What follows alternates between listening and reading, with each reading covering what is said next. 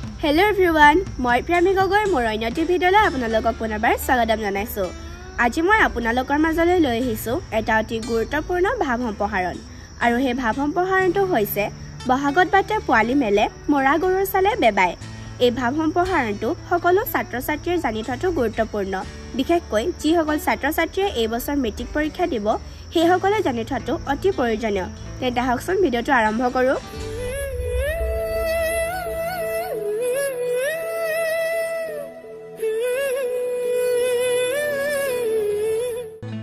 বহাগত বাটে পোৱালি মেলে মৰা গৰুৰ চালে বেবাই।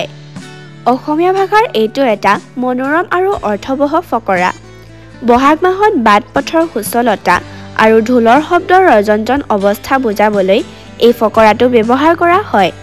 বহাগ মাহত অসমৰ প্ৰকৃতিয়ে অপূৰ্ব শোভা ধাৰণ কৰে। এই সময়ত গাঁৱৰ বাট পথবোৰ বোকামুক্ত হৈ থকা বাবে যাতায়াত সুগম হয়।